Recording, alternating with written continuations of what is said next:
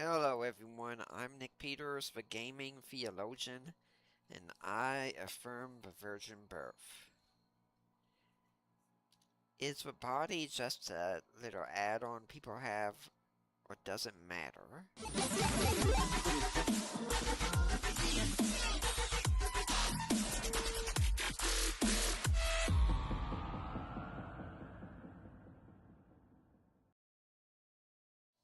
Okay, so we're almost done grinding here. I suspect we will be done before too long. And I'd like to take the time to talk about body matters. Before that, though, just a heads up on upcoming events. I did have a good friend of my work, good supporter, send me some cash to go see the new Spider-Man movie. Trying to find some people in the area who want to see it with me, because I hate seeing movies alone. So if I go to see that, I probably won't be doing any streaming that evening, which would probably be sometime over the weekend. And if you're interested, I can give a sort of review from a Christian perspective on the movie when I get back. If you're interested, you have to let me know about that.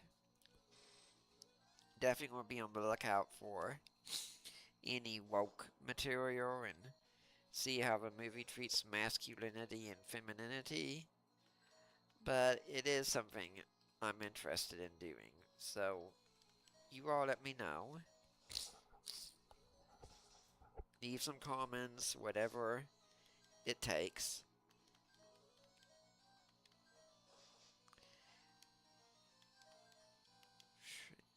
And we're going to just pick up a couple extra pieces of equipment after we earn enough money. And then we'll be going on to the next lever. So, what I was wanting to talk about tonight, and why we're talking about it will become apparent when we get to the next area, is the importance of the body. See, in Plato's dialogue of the Phaedo, Socrates has been sentenced to death by drinking hemlock, and the discussion centers around the reality of the soul. And most of Socrates' arguments for the soul are horrible, really. But there is something interesting that's worth talking about here. See what items I've got that I need to consider.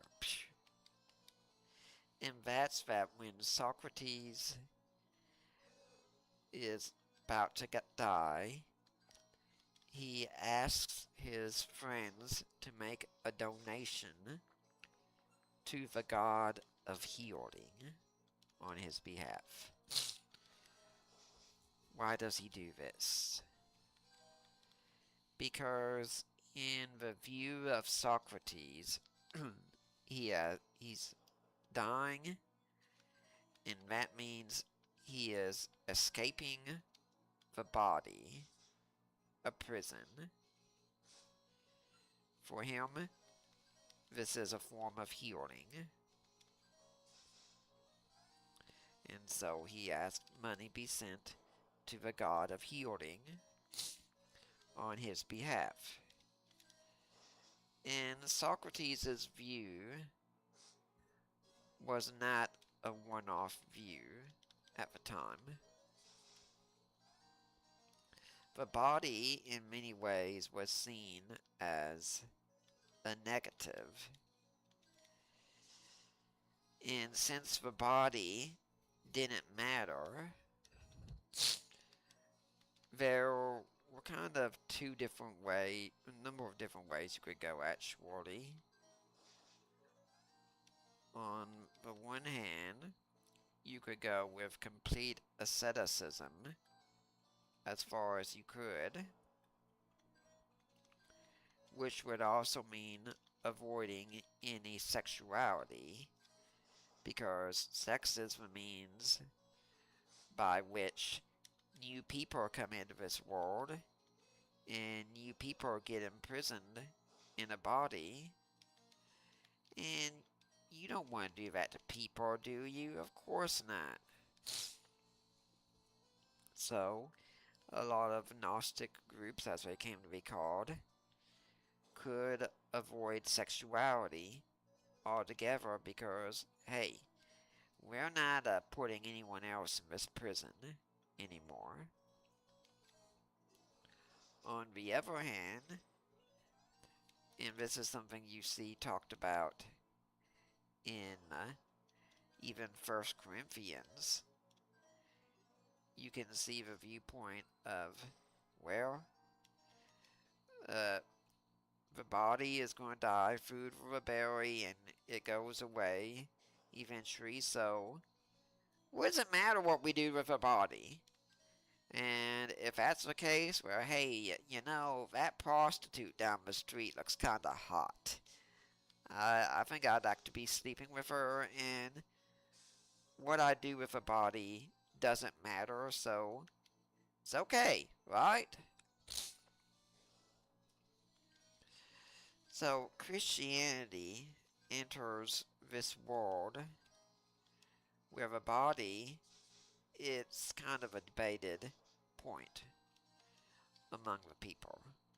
Because some people will say, you do whatever you want, and others say, the body's a prison, we need to escape it.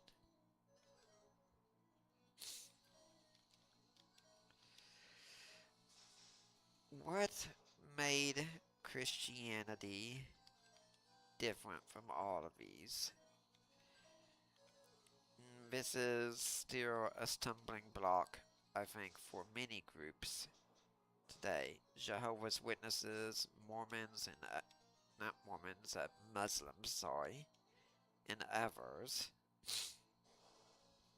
And that's the incarnation of Jesus changed all of this. Because in the incarnation, the second person of the Trinity, fully God by nature, takes on a body.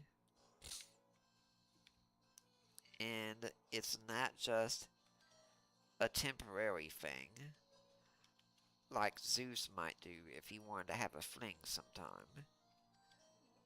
No, this is a case of taking on a body, and not just a body, but a human nature to go with that body. The Son of God was born as a little baby who would grow up, and let's be blunt, at times he would poop his diapers. He would need to be changed. We sing a hymn at Christmas that says, "But little Lord Jesus, no crying he makes, away in a manger." I don't see any reason to think that's true. I see no reason to think Jesus wouldn't cry. If Jesus needed to be fed, it's not like in the case of a Quran, and yes, this actually shows up in the Quran, where Jesus could speak and say, I want to be fed. Because in the Quran, Jesus speaks from the crib. If Jesus wanted to be fed, or if Jesus had a dirty diaper, he would cry. And that's okay. And there's a lot of Muslims today that use this kind of argument where they say, where if Jesus was a man, then that would mean he had to poop. And that's unclean, so Jesus couldn't be God. Which that is a very low view of a human body. No doubt it's something we don't really want to think about. But it was something that happened. Jesus went to the bathroom just like anybody else did. And not only this, Jesus died a horrible death. Now I'm going to take a brief moment here to answer an objection that's usually brought up where someone says, well, if Jesus died, though, well, God can't die, so how could Jesus be fully God and fully man? And I'm not going to pretend this isn't a good question. It is. It can be tempting to look at any atheist objection and think, or any non-Christian objection at all, and think, well, that's stupid.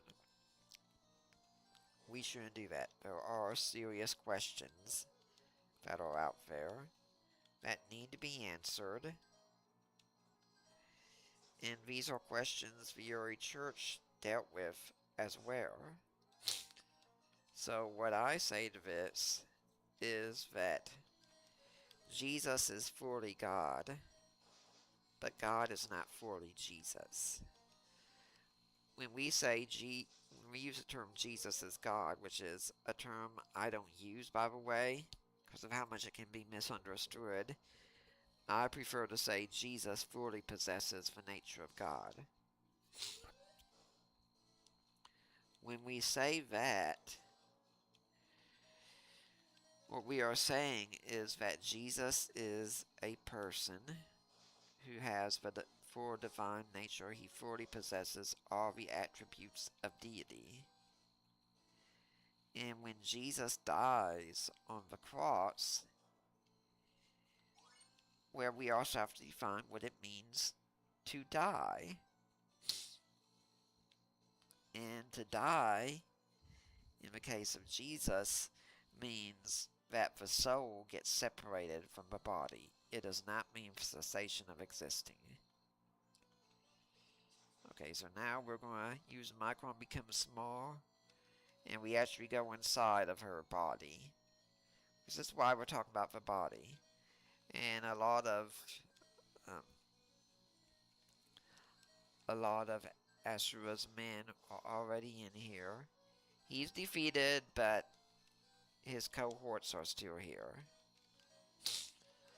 You know, this monster is one of the ones that your characters can never become in the game, along with virus monsters, because, like that one, because they're capable of reproducing themselves. They can clone themselves, and that's something your character is just not able to do. See? You have to have all the magi here to open that door.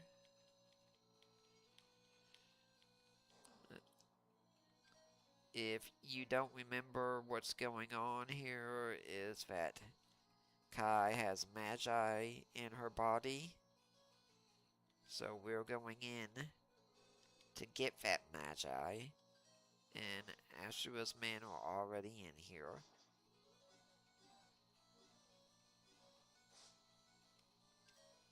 And these are enemies that weren't inside of his tower, which kind of a good thing. Anyway, so when Jesus dies, it is not that God dies. It is the case that a person who fully possesses the nature of God dies.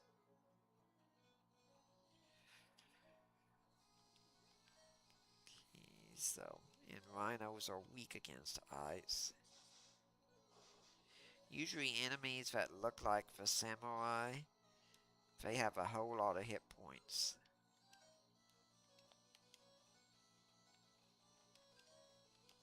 So you can see that they took a thunder attack and still survived. But getting back to this point, all of this is to indicate Jesus took on humanity fully. And I contend he still has a human nature entirely. He still does have a body. He still is a man. He didn't just throw away his humanity. And when we see that Jesus is a man still, this changes everything. This is one of the positions that was sent for in arguments against the position of Gnosticism. This is why a lot of heresies developed trying to avoid the body of Jesus. Anyway, we'll probably be stepping in and out of Kai's body at times because I want to go back to the anime cover.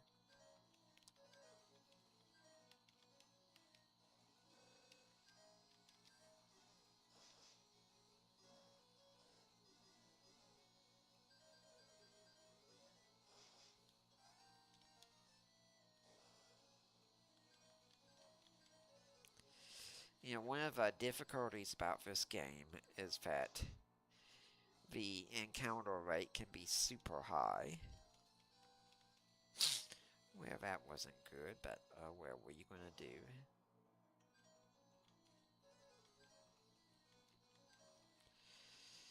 That Jesus dwelt in a body meant the body was not a bad thing. The body was not a negative. God was not ashamed to dwell in a body. The body is not something that's icky and gross. It's good. And it has to be good because God created it, and the only things that God creates are good things.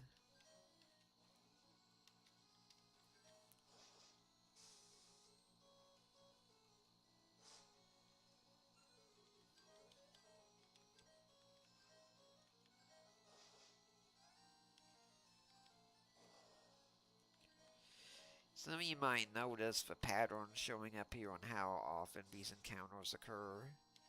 Yeah, it happens. Okay, so we're gonna go.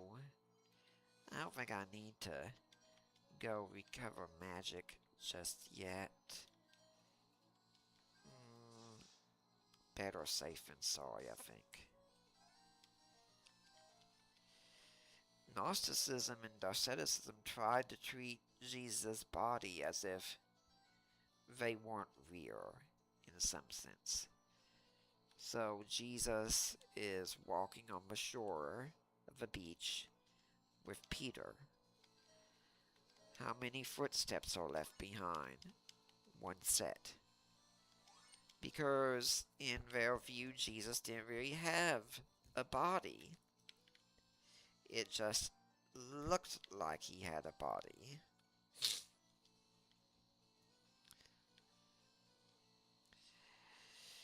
The incarnation really messes with so many people's thinking on these issues, and because of that, we have to change how we think about these issues as well. And in our day and age, Gnosticism is still here. It is a position we are all still dealing with today. If you've ever been one who has accepted the idea of the redefinition of marriage, such that it can be a man and a man, for instance, you have succumbed to Gnostic thinking. You have said the bodies of the participants involved do not matter.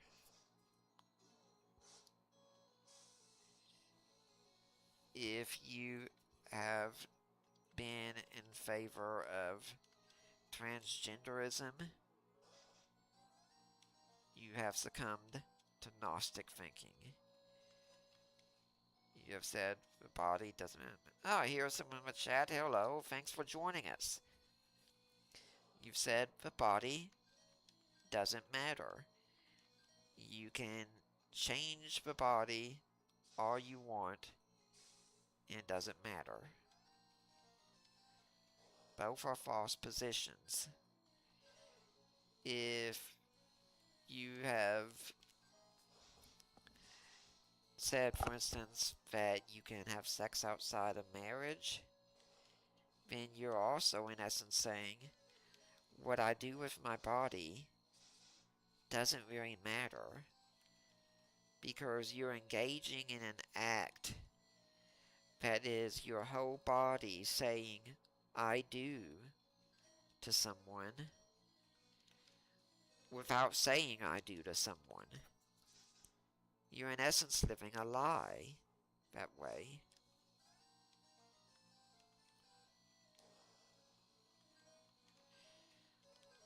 All of these are positions on the body that Christianity has something to say about. It's not a mistake that our great debates that we are having today center around the question of the body.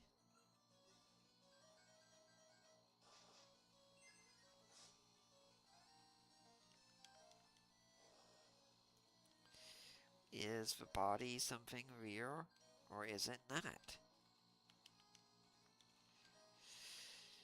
And I'm going to tell you that the Christian position is the same still entirely. I didn't mean to kick the worm, but oh well. Your body matters. That's why you should take care of your body and treasure it and celebrate it. That's why... Oh, thank you. That's why a person here is saying they like my voice.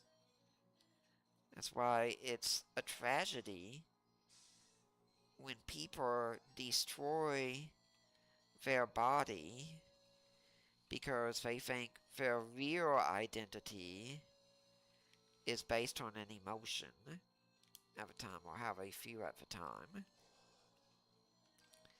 It is saying the idea matters more than the reality.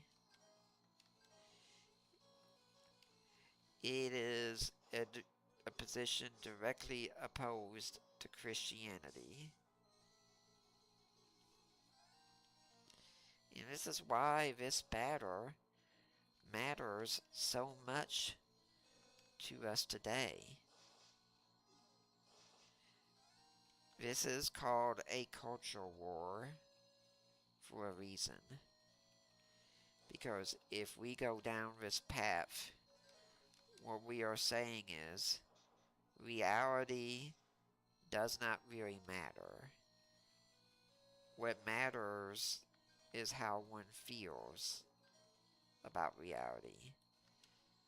That is the key issue. And that is a dangerous position to take.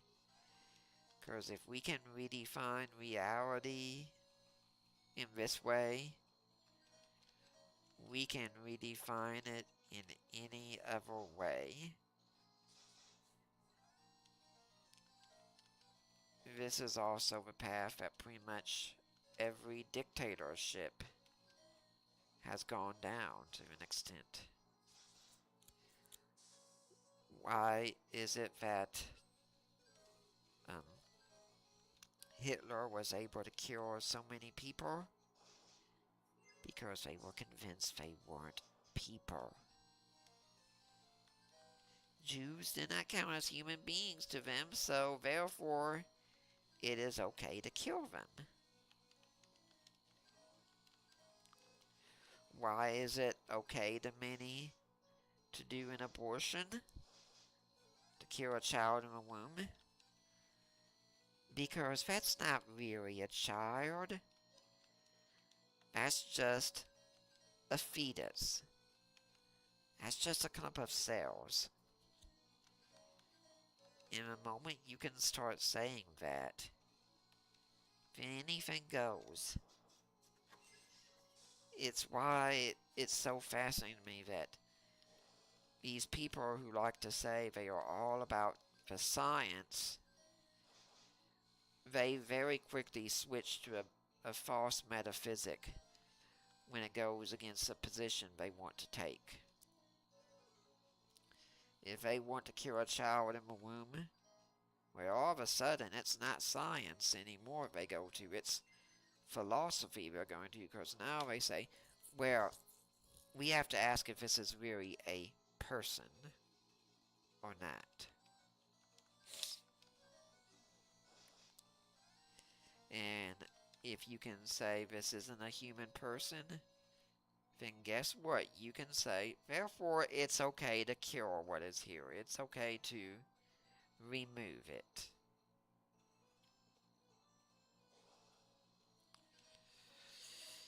All of these views that we are dealing with today come down to what is the body, and is the body a good thing? Does what we're doing with the body matter? Is marriage really between a man and woman, or is that just an incidental approach? Because if we can say that one sex does not matter to marriage, then what else is non-essential to marriage? We can have people say, well, all that matters is that two people love each other. Why limit it to two? Why not 3 or 4 or 27? Why not even just one person? Why could I not declare I'm married to myself and get the benefits of that? Why does it even have to be to a person? Maybe I want to say I'm married to my cat. What would be wrong with that? Because if you go and you say marriage is one thing, then all of a sudden you're admitting a reality to it. And then you have to deal with all of the things that come with that. How do we know what marriage is?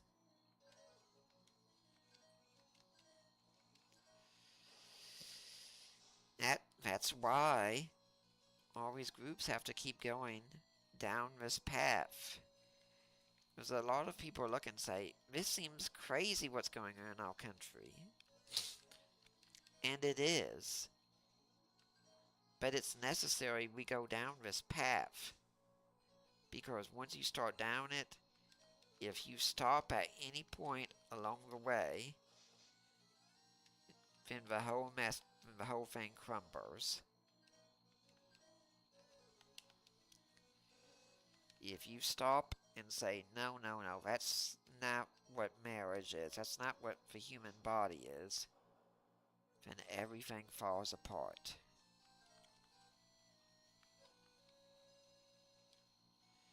Okay, so we've got all the pieces of magi we can use here. So we're going to go out and heal one more time, and then go get the final piece of magi in here.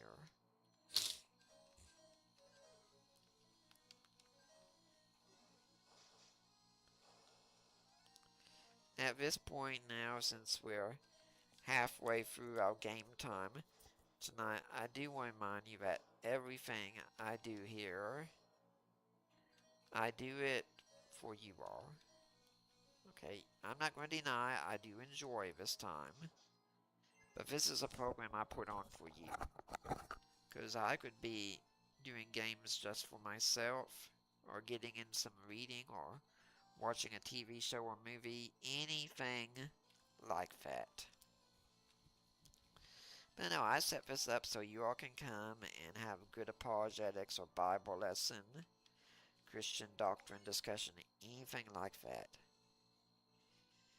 And I would appreciate your support with this. I said earlier tonight that a friend has sent me some money as a gift, so that, because he was told me, asking if I was going to see the Spider-Man movie, I said I'm holding on tight to my money still, so I'm very selective what movies I go to, what I do, and so he sent me some money and some extra, saying I want you to go see the Spider-Man movie, okay? And if you're interested in doing something like that, that would be appreciated. But either way, I encourage you to like, comment, share, subscribe. Oh, sleep magic, and even though I don't really want to use it, I can sell it for good money. Kai's sale is guarding magi. So this is kind of a little mini boss battle.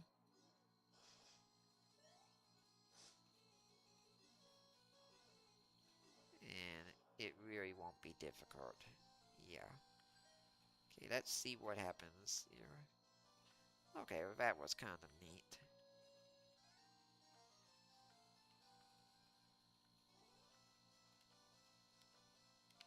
So Kai can no longer heal us, I think.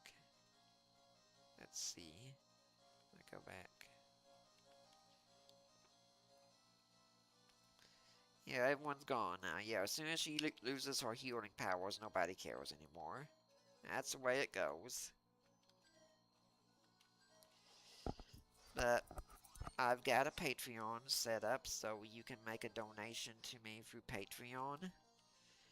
Become a monthly supporter. That really helps out.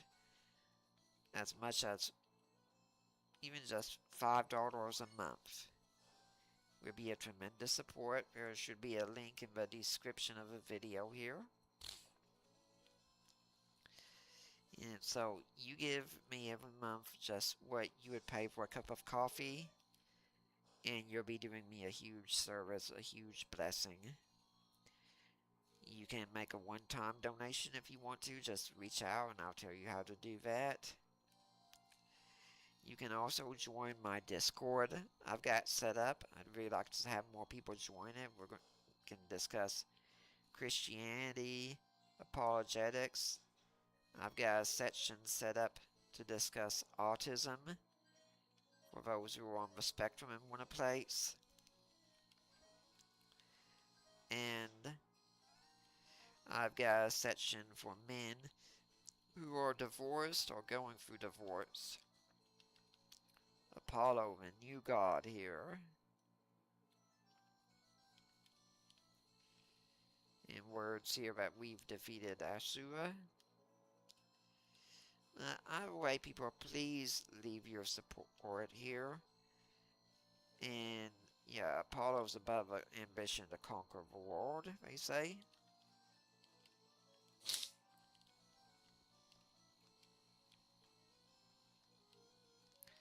The hero of the world, gratitude for defeating Asura, defense Magi. I have enough power already, I do not need any more. Some Magi's in the world, ones where wind blows underground, flame burns underwater, and darkness shines brightly. So yeah, I already know the answer to all of it.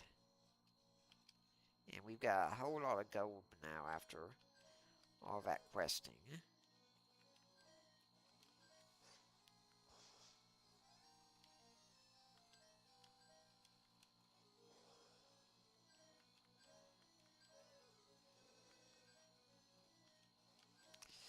The interesting thing about big eyes is they really can't kill you technically, because all they can do is an attack that paralyzes you. In the original game, that was called an obake. The monster I turned into.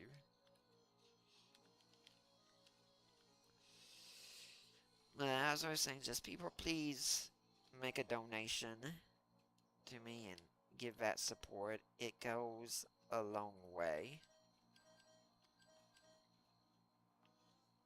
Oh yeah, I should sell the mic one because I no longer need that. And it's valuable thing that can actually shrink people's cells for one gold piece. So getting back to the body, and this is why people are supposed to take care of their bodies. Because our bodies do matter. They're given to us by God. I mean, I look exactly like Lynn, look very much like Lynn's dad. That's interesting. We don't know who Lynn is at this point. Well, so you all know I know who she is, but her father is missing.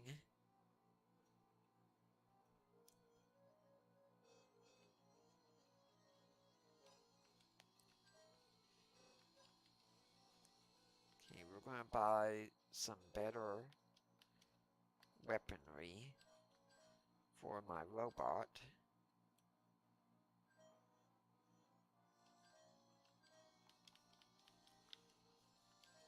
And a robot mainly serves in many ways as the tank of the party.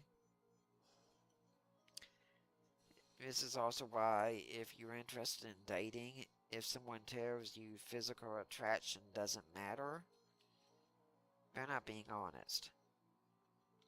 The body matters. We are supposed to appreciate the body and delight in the body. That's not a bad thing.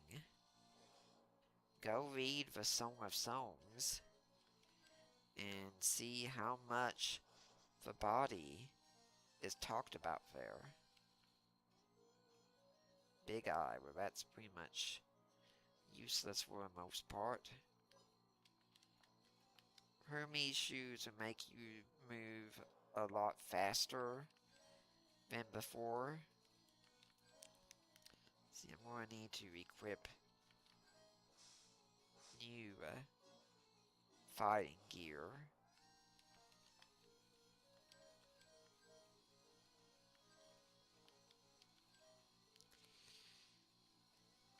Rather than go for strength, I'll go for speed. You can see mine went from 30, my agility went from 33 to 43 there.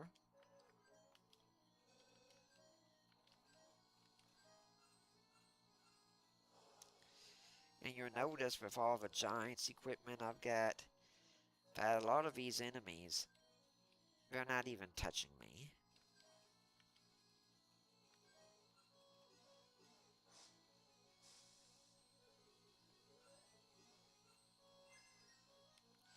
That's why all the grinding I did earlier matters.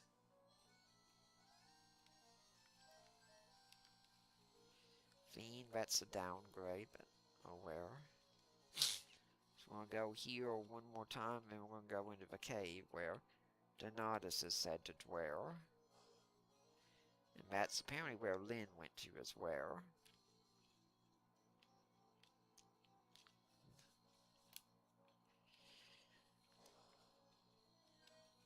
This is also why we say sexual ethics matters. Because the body matters. It's inescapable. And your body is a good thing. You are fearfully and wonderfully made, as the psalm says. Even if you might have some problems with your body, it doesn't change the goodness of your body.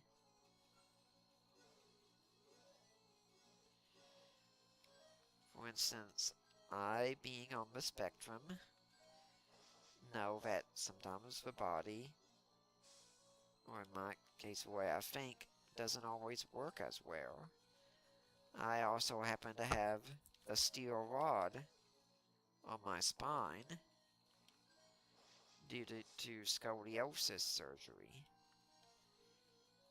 Sometimes the body needs help.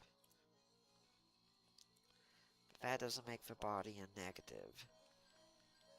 The body is good. Paul argued against this idea that the body, that God's going to destroy the body, so what difference does it make? Okay, my robot got turned to stone by Medusa, so we're going to go out and get him healed up first. That we have to buy some medication.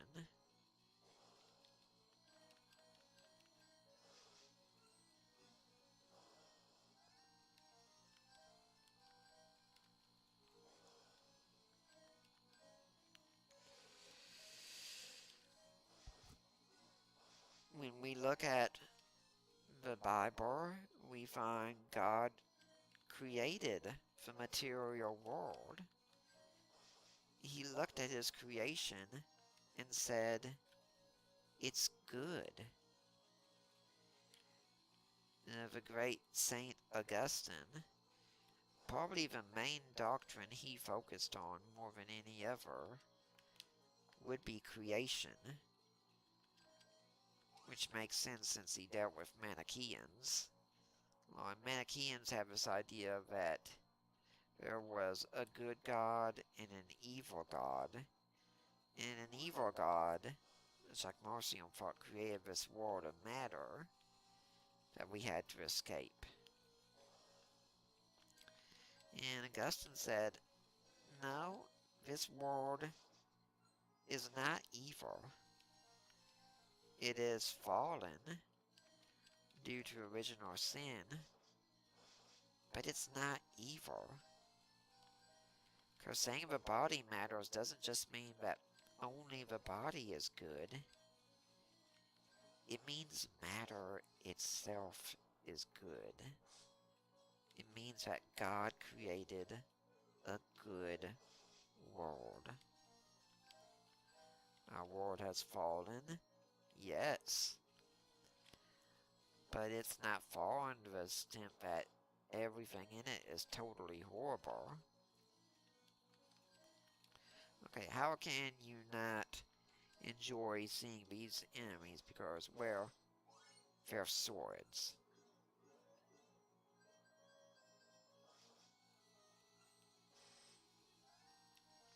The same reason I enjoy seeing Aegis in Pokemon, okay? Because it's a sword. How can it not be cool? I didn't remember if we've gone down here yet or not. And this time, if a Medusa turns us to stone, we've already got soft potions here.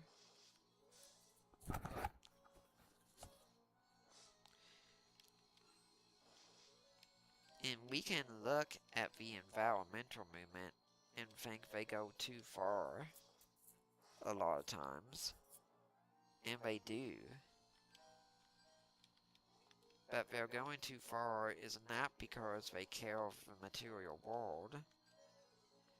It's because they care for the material world above everything else. That it has, in essence, become a god to them. And if you do want to do something to help care for the material world, I recommend you go to the Cornwall Alliance for the Stewardship of Creation, ran by E. Calvin Beisner. He does a whole lot of work in this area, along with giving us the message of avoiding what he calls the green dragon.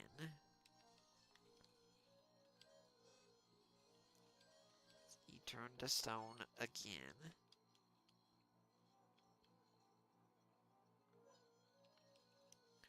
Rocket, so we'll be selling that.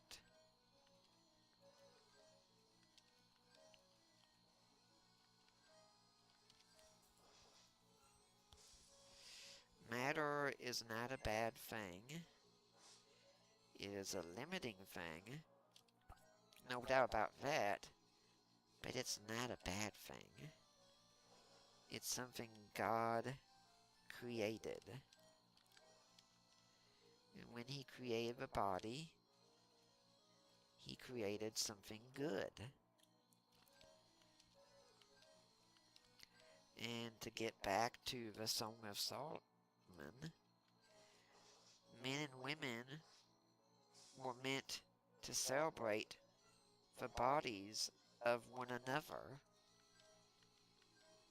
It's not a bad thing. We've treated it that way in our day and age, but that's not the way it should have always been sent. Men have been villainized for noticing the body, and I'm not going to deny that men can notice the body in a way that's not appropriate. But that men admire the bodies of beautiful women is not a bug, it's a feature. It's a praise to a testimony of a creation of God.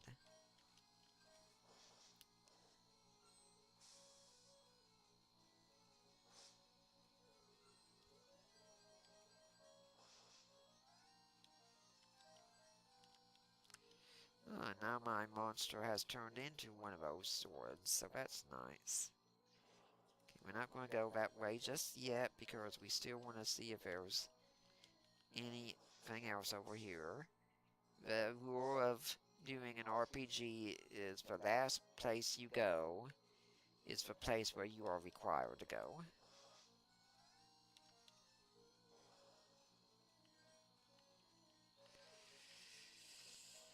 Like I said, the encounter rate in these games is ridiculous.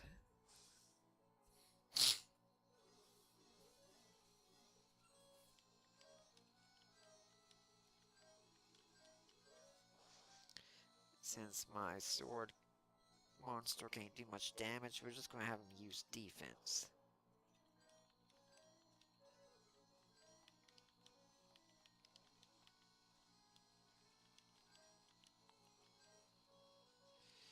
And we're going to take all the jellies out in one use of magic.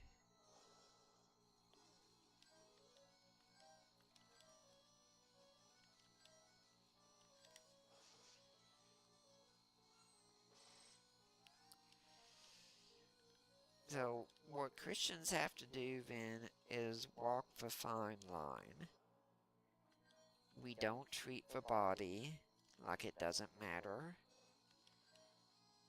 but we don't treat it like it's everything either.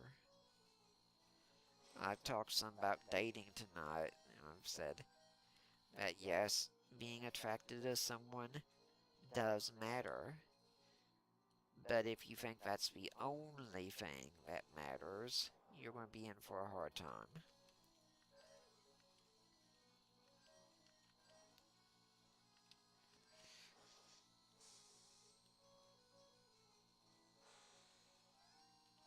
Sure is nice when we can turn the enemies to stone ourselves.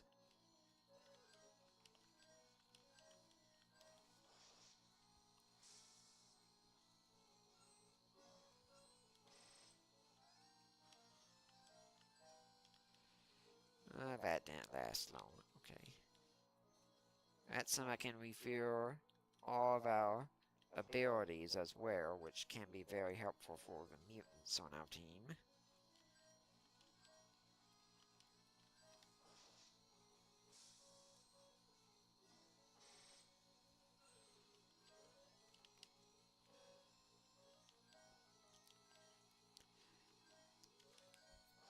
So ultimately, just Christians, we need to understand the body more and why it matters. And here Lynn joins us. Lynn is a physical fighter, fights with kicks and punches and things of that sort. And frankly, not much of one. She won't stay with us for long, and that's okay, because she kind of sucks anyway.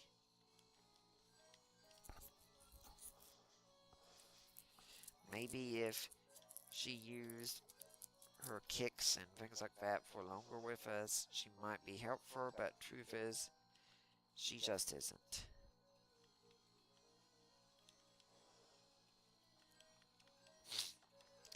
Here we have another mini-boss, essentially, who's not going to be much of a problem. Ah, chainsaw.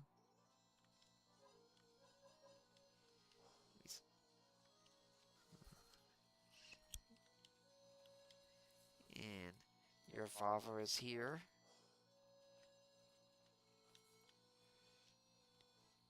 And your character is angry to see him, which I think... how he got out of here, just after we left, who knows, maybe he went out the window again. But I think the idea was he was kind of having a second life outside of the home. Honestly, that hadn't even really occurred to me until I started going through this again just now. That's what that was about. So keep that in your back of your mind, because that will come up later on.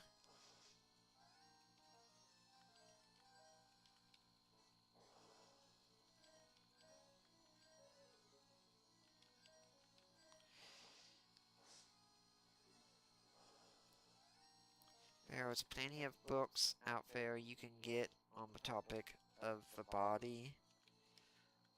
One of the main ones I recommend is Nancy Pearcey's excellent book, Love Thy Body. And she deals with a lot of viewpoints that are out there today, including ideas of same-sex erotic relationships and things of that sort.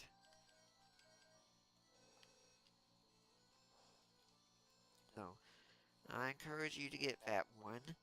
There's plenty of good books on sexual ethics for Christians that are worth reading. We're not going to get any of this armor, because none of it's as good as what we got in Giant Town. Now, the interesting thing about this is a lot of these people talk to us about Neptune. And some person even says they wish that someone would take care of him, but you never do fight Neptune at all. It's an oddity.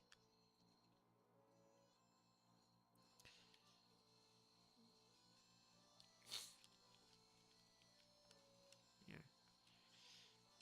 I wonder if anyone could get rid of him. You know, if this would be just such a great opportunity to do a remake of this game where you actually do take care of Neptune. Nintendo, make it happen.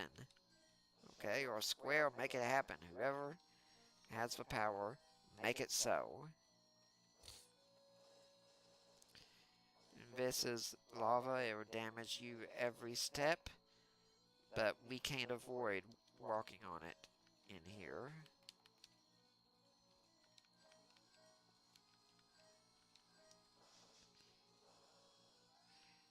And you might not notice it, but the enemies are starting to get a lot harder now. Especially in the sense that there's more of them that require more of us.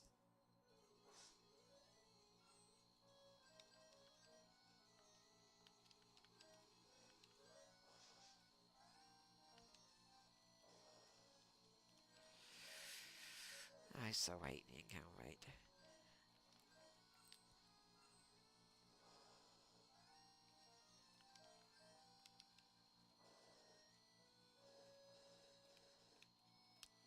used to play this game growing up, even, I would often have save states that I would do since you could save anywhere. And if I had an encounter I didn't want to deal with, I'd just go back to my main screen and wait and start things up again. But I'm going to try to avoid doing that now because I've got a live audience here and I want to do the best I can for you all. You can see how good my stats are at the end of the game as a result of that too. So already, yeah, that's looking pretty good. Much better than I would think for this time of the game. People, please also not. And yeah, if you ever want to get some recommendations on reading, you can send me a message and ask, hey, what was that book you recommended on your YouTube? And even if I don't remember exactly what I recommended, I'll at least point you to something good. Oh, that's pretty useless.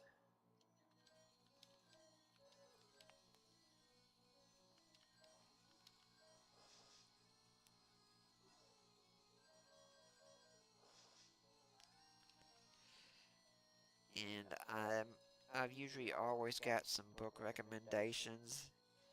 If you're ever interested in anything like that. Here's something beneficial. You can recover hit points repeatedly. I think it's 100 hit points every time. Don't know why they can't just make it that you recover all your hit points with one drink. I mean, I think it'd be the same kind of effect, but that's what they did. Because we're almost done for today. Please do like, comment, share, subscribe. And please really do consider becoming a donor. I mean, when I have a friend who just sends me some money and says, hey, go see a movie, that really means a lot.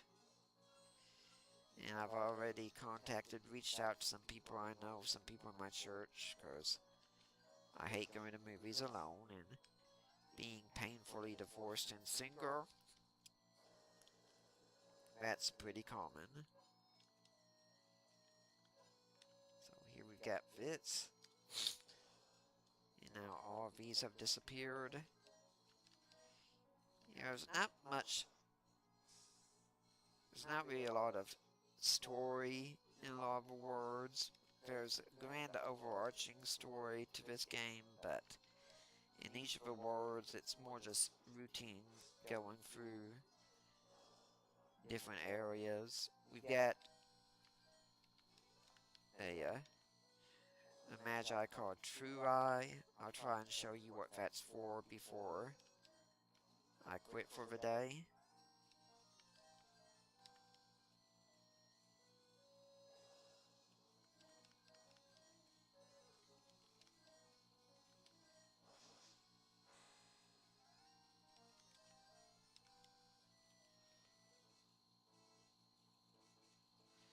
You want to go to the end. We got enough time before I call it quits for the night. You can see we got a whole lot more gold than we've had before. And I always do say we because it seems like you're joining me on this journey. See, now with True Eye, we can see in this cave. If we didn't have True Eye, we wouldn't be able to.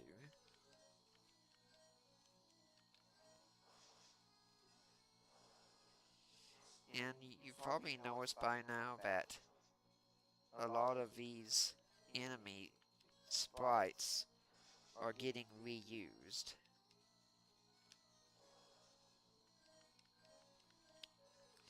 Because but they don't really change the way the enemies look for the game. So aside from bosses, we've pretty much seen every enemy sprite that there is.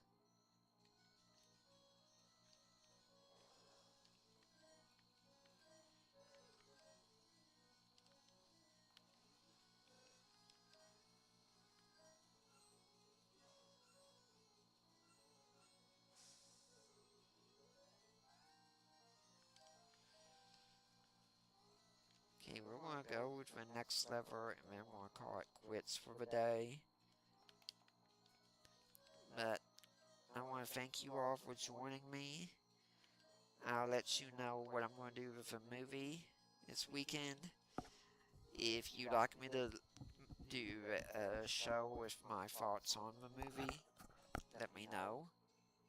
But for now, I'm Nick Peters, the Gaming Theologian. Please like, comment, share, and subscribe. And as always, whatever you're doing, do it to the glory of God, even your gaming. Bye for now.